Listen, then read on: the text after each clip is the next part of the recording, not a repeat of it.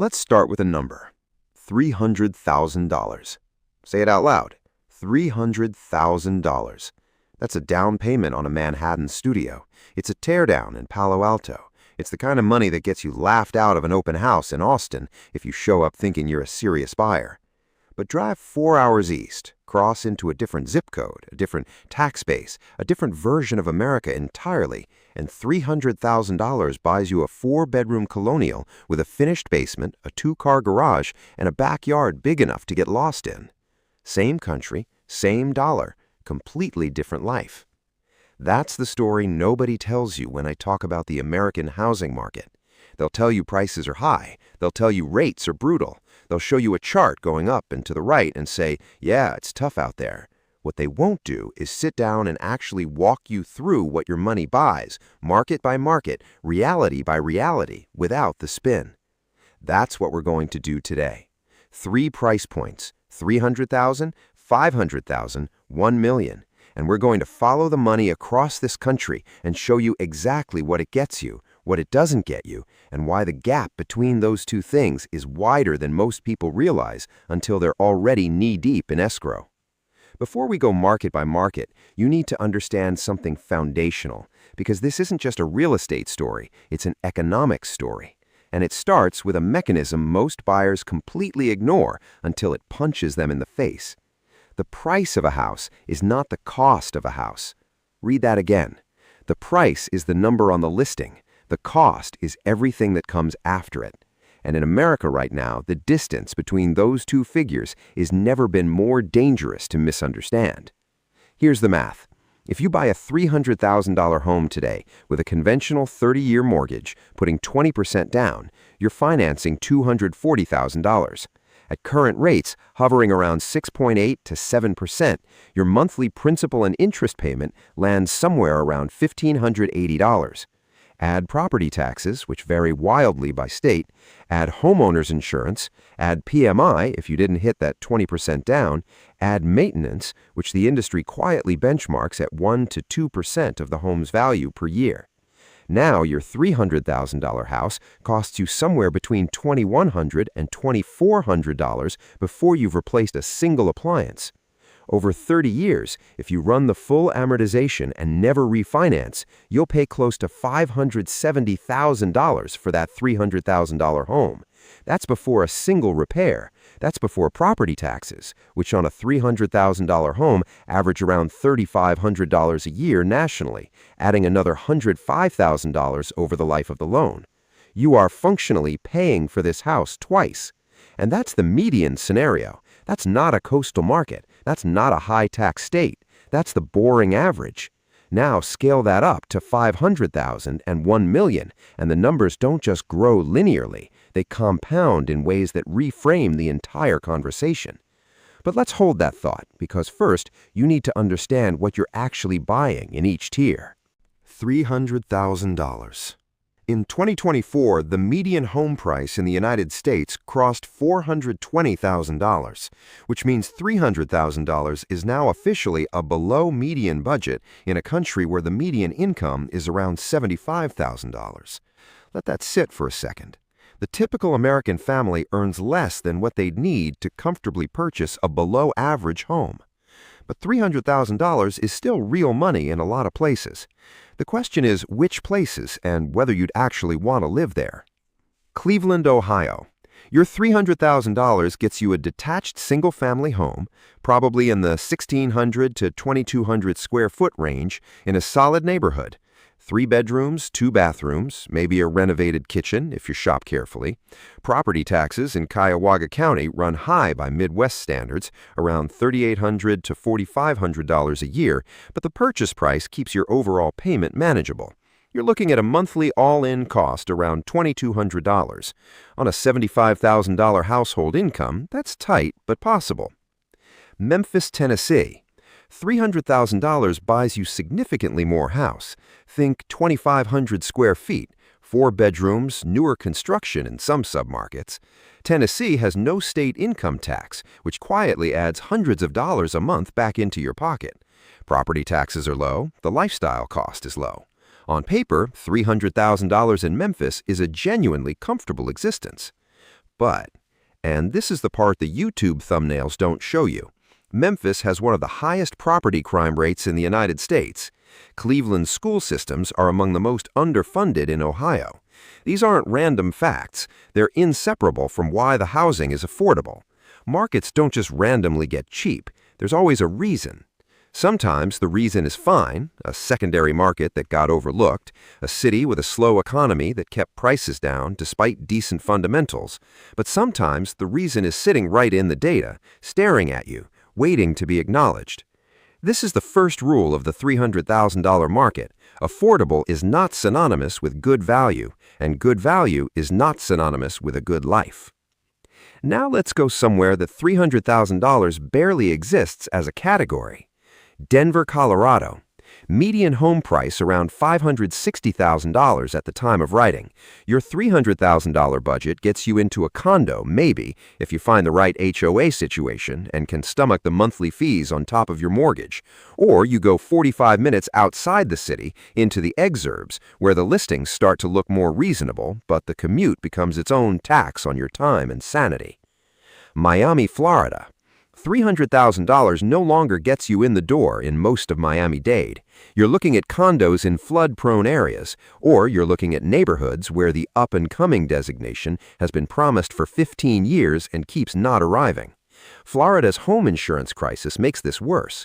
Some buyers in South Florida are paying $8,000, $10,000, even $15,000 a year in homeowners insurance on modest properties. That's not a typo. The insurance market in Florida is in genuine crisis, with multiple carriers exiting the state, and Citizens Property Insurance, the state-backed insurer of last resort, becoming the largest insurer in the state by necessity. Your $300,000 Miami condo might come with a $1,200 a month insurance bill. Run that math.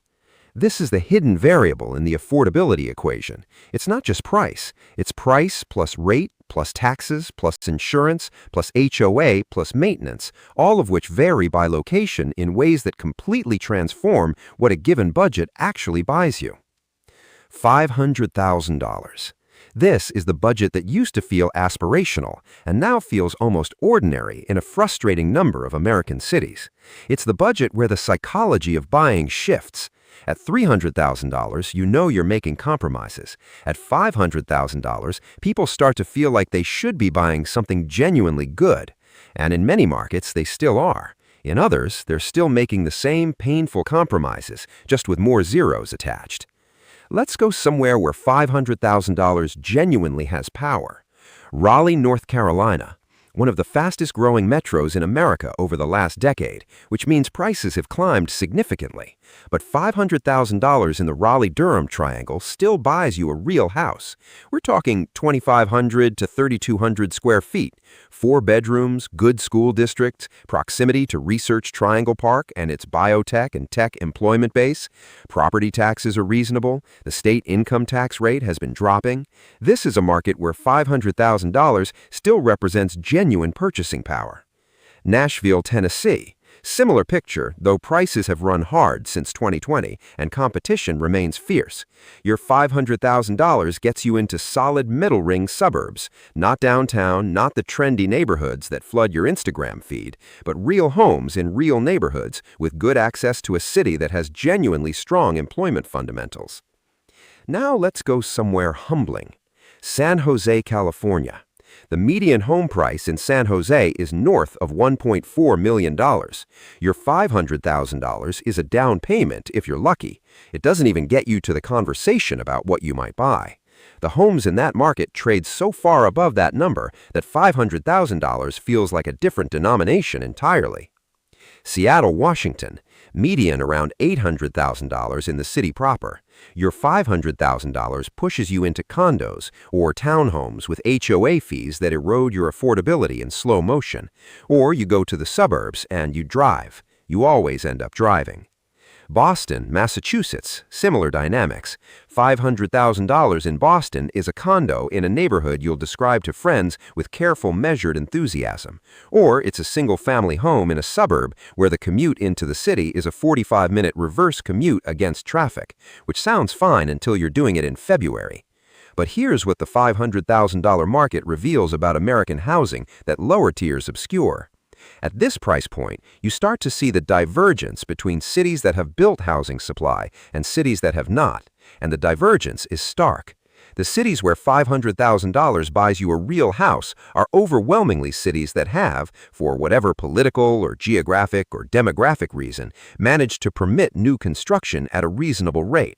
The cities where $500,000 buys you a cramped condo are cities that have systematically restricted new supply through zoning laws, through neighborhood opposition, through environmental regulations that are occasionally legitimate and occasionally not, through city councils that have repeatedly chosen to protect existing homeowners' asset values at the direct expense of people trying to enter the market.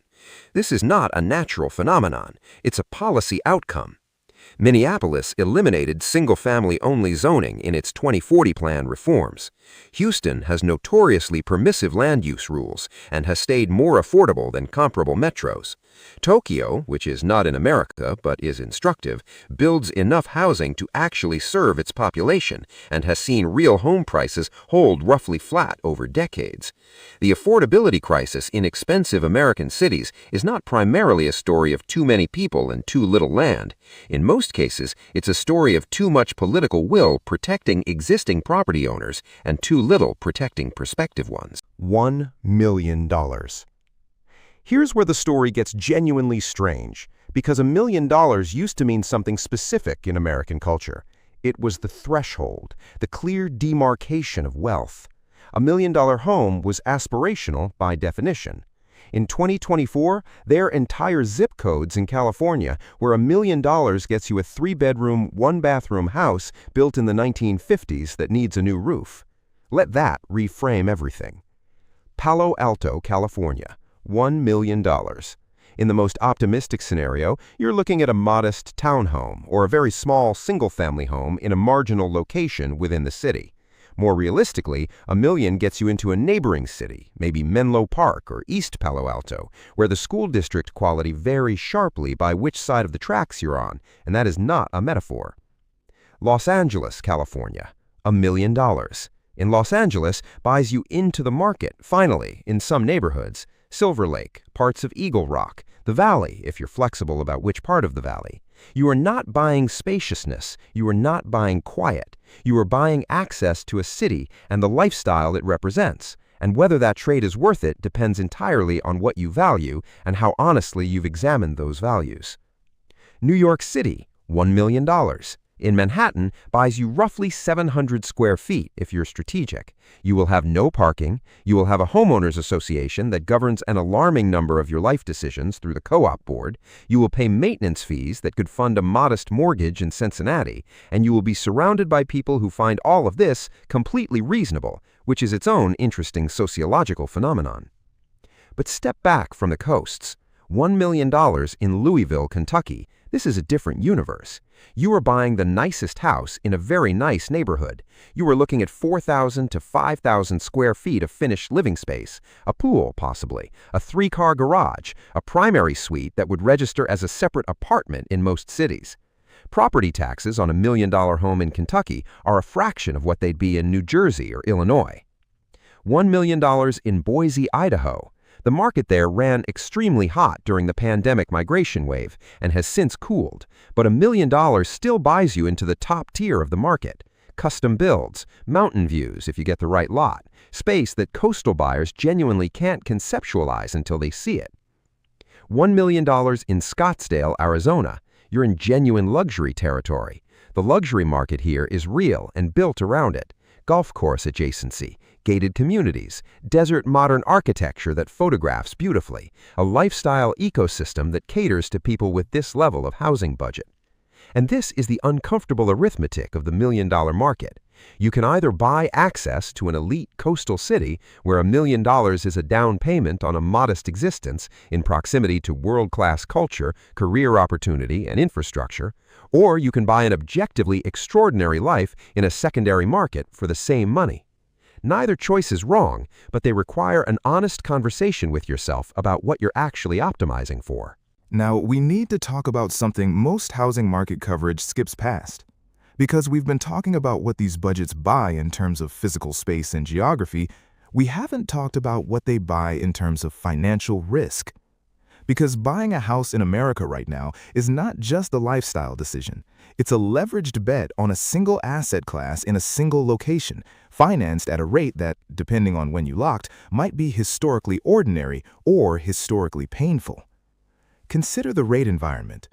Mortgage rates in 2020 and 2021 touched historic lows, 3%, 2.8%, numbers that if you said them out loud to someone who bought in 1985 would seem like a misprint.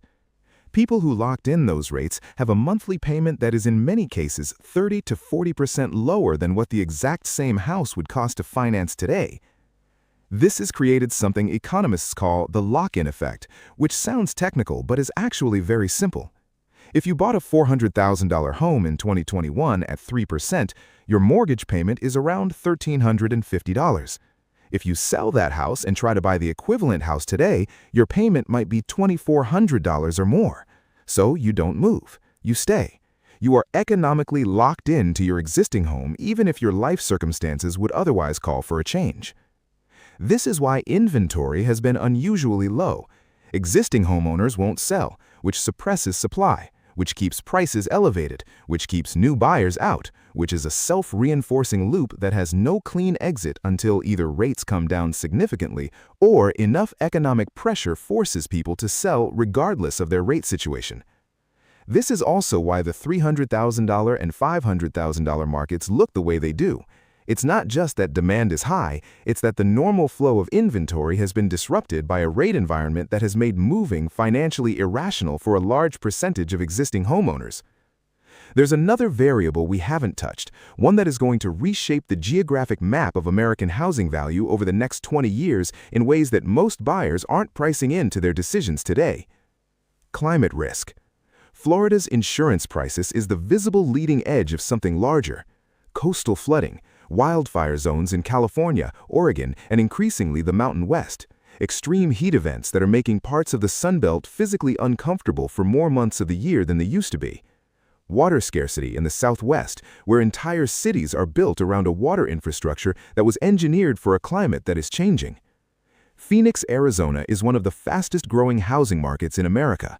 It's also a city that regularly records summer temperatures above 115 degrees Fahrenheit. The city has genuine water supply questions tied to Lake Mead and the Colorado River Compact that is currently being renegotiated between 7 states with competing interests.